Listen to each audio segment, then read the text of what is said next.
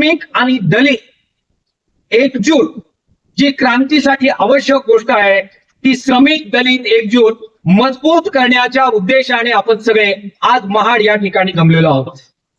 महाड या ठिकाणी जमण्याचं ठिकाण हे महाड आहे. दिनांक आपण जाणीवपूर्वक 19 आणि 20 मार्च निवडला. 20 मार्चला या भूमीमध्ये एक क्रांतिकारक घटना घडली, ज्याच्या बाबत आपल्या सगळ्यांना माहित आहे की चवदार तळ्याचं पाणी चाखून बाबासाहेब आंबेडकरांनी जबरदस्त अशा प्रकारच्या एका नव्या लढ्याचं रणशिंग फुंकलं. मला सांगायला आनंद होतो आणि आपल्या सगळ्यांना ते माहित आहे की त्या लढ्याचं नियोजन करणारं, निमंत्रण करणारं आणि आयोजन करणारं नाव जर कोणतं असेल तर मला अभिमानानं ते नाव घ्यावं असं वाटतं. ते नाव होतं कॉम्रेड R.P. मोरे, जे आपल्या पक्षाचे आयुष्यभर राहिले आणि त्यांनी लाल पताका ही आयुष्यभर खांद्यावर वागवली. मित्रांनो आणि बंधूंनो आणि भगिनींनो, या परिषदेमध्ये आपण काही या सगळ्या मुद्द्यांचा उहापोह करणार आहे. अशी मनोवादी काही शक्तींकडून मध्यंतरीच्या काळात दीर्घकाळ अशा प्रकारची चर्चा मुद्दाम पसरवली गेली. असं सांगितलं गेलं की जे लाल बावट्यावाले आहेत, डावे आहेत, त्यांना जातीचा प्रश्न फारसा समजला नाही. असं सांगितलं गेलं की कम्युनिस्टांनी, डाव्यांनी हे जातीच्या प्रश्नाकडे दुर्लक्ष केलं आणि दलितांचे प्रश्न फार कमी घेतले.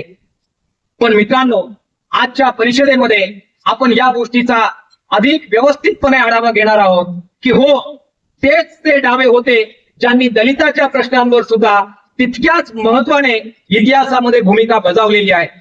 चवदार तळ्याच्या सत्याग्रहाचे निमंत्रक जे R.P. मोरे होते, ते आपल्या जीवनमार्गचे संपादक आणि आयुष्यभर कॉम्रेड राहिलेले आणि कॉम्रेड म्हणून संबंध आयुष्य दिलेले R.P. मोरे हे दलित आणि श्रमिक एकजुटीचा एक धागा जो आपल्या सगळ्यांना माहित आहे. पण तो केवळ एकच धागा नव्हता. काल ज्यावेळी आपण या सगळ्या परिस्थितीला सामोरं जातोय, मला आठवण करून दिली पाहिजे की खोत विरोधी जो लढा झाला, त्या खोत विरोधी लढ्यामध्ये बाबासाहेब आंबेडकरांच्या बरोबर खांद्याला खांदा मिळून जर कोणी चाललं असेल तर ते नाव कॉम्रेड शामराव परुळेकर होतं. हे आपल्याला अभिमानाने आज ते सांगितलं पाहिजे. दादासाहेब गायकवाडांबद्दल स्वाभाविकपणाने आपल्या सर्व श्रमिकांना प्रचंड आपुलकी वाटते. त्यावेळी दादासाहेब गायकवाड त्यांनी जी घोषणा दिली, आम्ही सगळे म्हणत होतो आणि लढा देत होते शामराव परुळेकर, शामराव गोदावरी परुळेकर, बाकीचे आपले कॉम्रेड नाना मालुसरे, कम्युनिस्ट सगळे, कसे येईल त्याची जमीन, यासाठी आपण संघर्ष करत होतो. त्यावेळी दादासाहेब गायकवाड पुन्हा एकदा जातीच्या प्रश्नाबरोबरच मातीचा प्रश्नही महत्वाचा आहे असं सांगत, कसेल त्याची जमीन हे बरोबर आहे, पण नसेल त्याचे काय हा प्रश्न दादासाहेब गायकवाड महाराष्ट्रामध्ये उपस्थित करून नसेल त्याची बाजू घेताना आपल्याला दिसतात. अण्णाभाऊ साठे, शाहीर अण्णाभाऊ साठे म्हणून आपण त्यांना ओळखतो. पण केवळ शाहीर नव्हे, आपल्या सगळ्यांना माहित आहे की त्यांची ग्रंथ संपदा जर आपण चालू लागलो तर आपल्या लक्षात येतं गाव कुसा बाहेरचा माणूस, दलित माणूस, आदिवासी माणूस, भटका माणूस, फकीरा सारख्या कादंबऱ्यामधून, बाकी मागणीचा माळ सारख्या आपल्या लेखनामधून, असंख्य प्रकारच्या सिनेमांच्या माध्यमामधून गाव कुसा बाहेरचं हे दुखणं चौकात आणण्याचं काम आणि दिल्लीपासून गल्लीपर्यंत नवे आंतरराष्ट्रीय पातळीपर्यंत श्रमिक एकजुटीचा नारा बुलंद करण्याचं आणि सांगून गेले मला भीमराव अशी गर्जना करत, भीमरावांना वंदन करत श्रमिक दलित एकजुटीचा नारा बुलंद करण्याचं काम या महाराष्ट्रामध्ये ज्या शाहीर अण्णाभाऊ साठेंनी केलं, ते कॉम्रेड अण्णाभाऊ साठे होते. हे मला या ठिकाणी आवर्जून सांगितलं. मी आणखीन काही उदाहरणं या कडीमध्ये देऊ शकेल, जी अनेक उदाहरणं देऊ शकेल. ज्यावेळी नामांतराची चळवळ झाली, खूप कमी लोक होते की ज्यांनी ठाम भूमिका घेतली आणि बाबासाहेबांचं नाव हे आंबेडकरांचं नाव विद्यापीठाला दिलं पाहिजे यासाठी जे रणांगणात उतरले. आणि केवळ रणांगणात उतरले नाही तर किंमत मोजली. प्रसंगी लाठ्या काठ्या सर्व भीम सैनिकांबरोबर या लाल सैनिकांनी खाल्लेल्या आहेत. हे अभिमानानं मला आज इथे अधोरेखित करायचं आहे, ते सांगायचं आहे. मित्रांनो, अनेक गोष्टी हे नातं मजबूत करणाऱ्या मला सांगता येते. आज ही दलित आणि श्रमिक एकजूट बळकट करण्याची नितांत आवश्यकता संबंध राजकीय परिस्थिती पाहता आपल्या सगळ्यांना वाटते आहे आणि म्हणून त्याचा उद्घोष करण्यासाठी आज आपण इथे जमलेलो आहोत. या परिषदेचं नाव काय द्यावं यावरून आमची चर्चा झाली. अनेक प्रस्ताव आले. दलित मुक्ती परिषद द्यावी का, श्रमिक दलित एकजूट परिषद द्यावी का?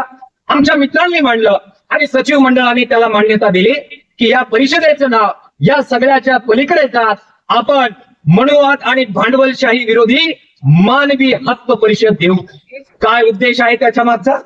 आजच्या या सगळ्या परिषदेमध्ये ज्यावेळी आपण जी परिषद घेतो आहोत त्यावेळी केवळ दलितांच्या नव्हे, केवळ श्रमिकांच्या नव्हे, संपूर्ण मानव मुक्तीच्या संकल्पासाठी आपण एकत्र यावं आणि त्याचा विचार मंथन व्हावं. आणि म्हणून या परिषदेचं नाव हेतुता आपण मानव मुक्ती परिषद, मानव शोषण मुक्ती परिषद अशा प्रकारचं नाव आपण दिलेलं आहे. मित्रांनो, याच्यामध्ये एक मुद्दा स्पष्ट करून मला पुढे जायचं आहे की ज्यावेळी आपण अशा प्रकारे दलित आणि आदिवासी श्रमिक कष्टकऱ्यांच्या एकजुटीची बात करतो त्यावेळी अनेक लोक याच्याकडे फार उथळपणाने आणि वरवरपणाने पाहतात. काही लोक म्हणतात ज्या पद्धतीने आज बाहेरचं राजकारण चाललंय त्याला एक बोल्डस नाव दिलं जात आहे अशा प्रकारे एकत्र येण्याला, आणि त्याला सोशल इंजिनिअरिंग वगैरे काहीतरी सांगितलं जात आहे. ही सोशल इंजिनिअरिंग साठीची परिषद नाहीये. दलितांना आणि श्रमिकांना आणि आदिवासींना आणि अल्पसंख्याकांना काही मताची बेरीज करण्यासाठी, एकत्र आणण्यासाठी आपले हे प्रयत्न नाहीत. किंबहुना आपल्याला जी क्रांती करायची केवळ त्या क्रांतीची गोळाबेरीज करण्यासाठीची सुद्धा ही परिषद नाही. ही परिषद त्याच्या एक पाऊल पुढे आपल्या श्रमिकांना घेऊन जायचं आहे या उद्देशानं आहे. आणि म्हणून जी बोच माणूस म्हणून आपल्याला लागते की काही लोकांना माणूस म्हणून या देशामध्ये अजूनही वागणूक मिळत नाहीये, ती बोच जी आहे ही मानवी बोच दूर व्हावी. निवडणुका येतील जातील, समीकरणं बनतील, लढतील, मतांच्या पेरजा होतील, सोशल इंजिनिअरिंग वगैरे वगैरे बाता येतील जातील, पण माणूस म्हणून आपली जी जबाबदारी आहे की सर्वांनी माणूस मुक्तीसाठी एकत्र यावं, या उदात्त मानवी मूल्यासाठी भावांनो हा सगळा लाल खटाटोप आज आपण या क्रांतीभूमीसाठी अनुभवलेला आहे. आणि म्हणून या परिषदेचं नाव मानवी मुक्तीच्या परिषदेच्याकडे आपण ठेवलेलं आहे. ही बाब आपण या ठिकाणी समजून घेतली पाहिजे.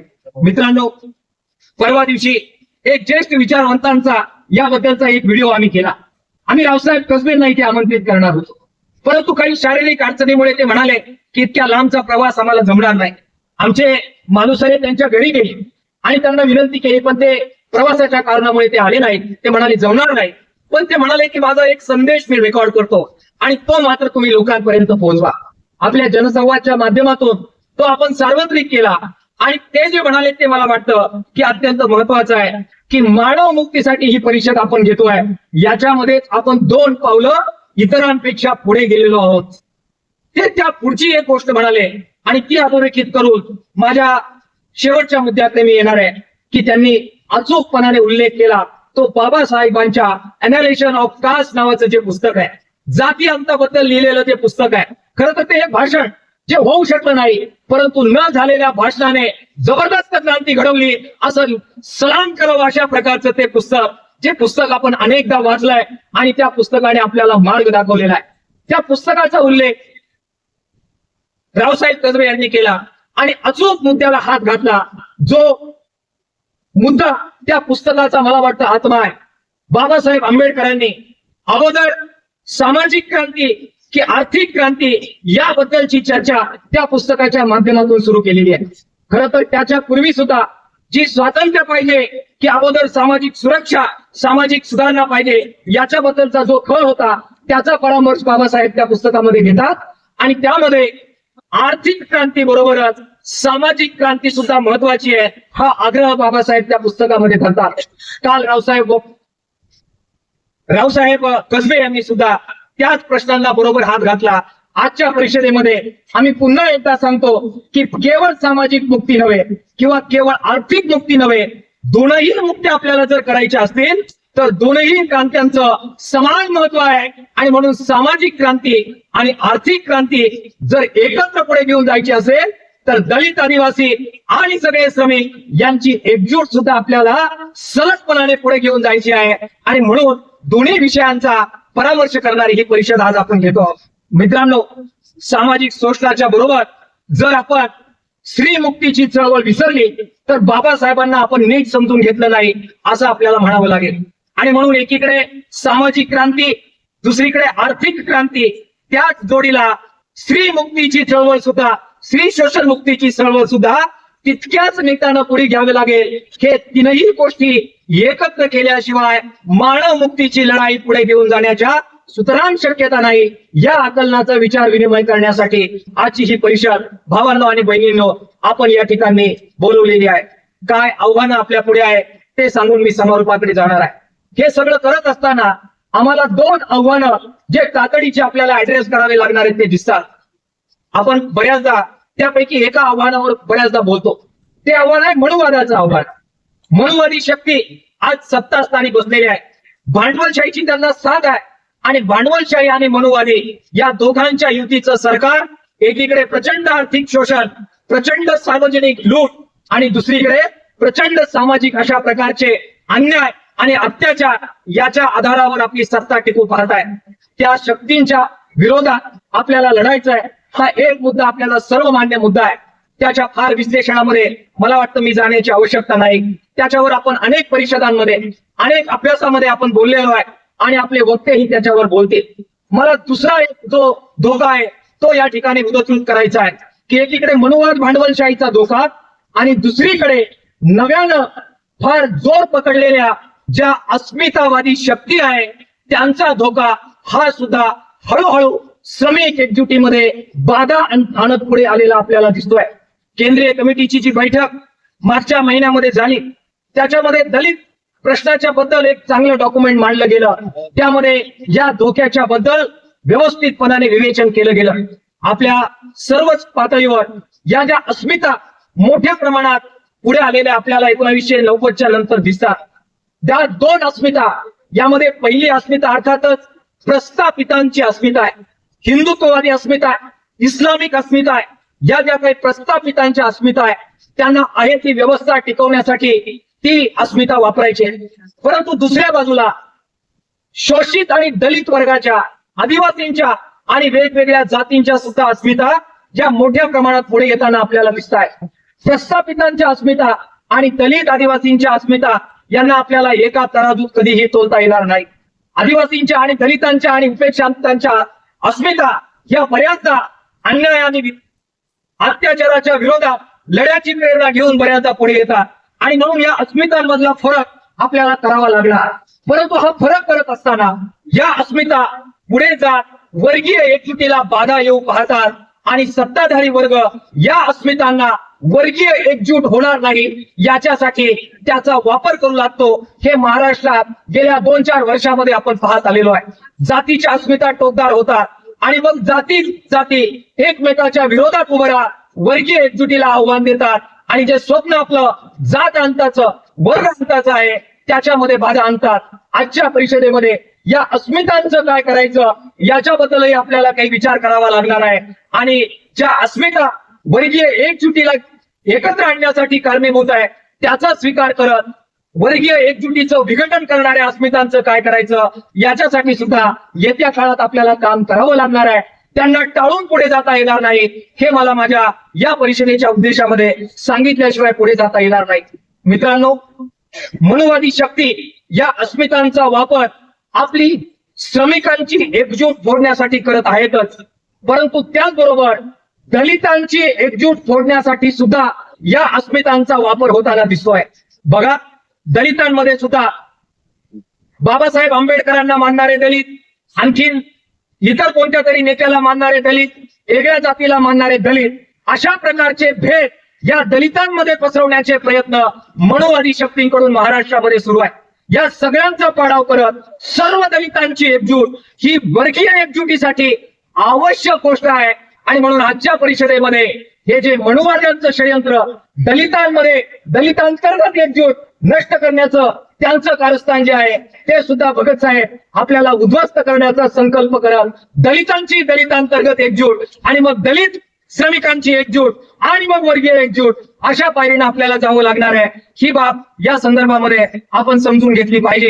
हे सगळं आजच्या परिषदेमध्ये आपण नक्कीच करू. आज संभाजी भगत सारखे शाहीर आपल्याकडे आहे.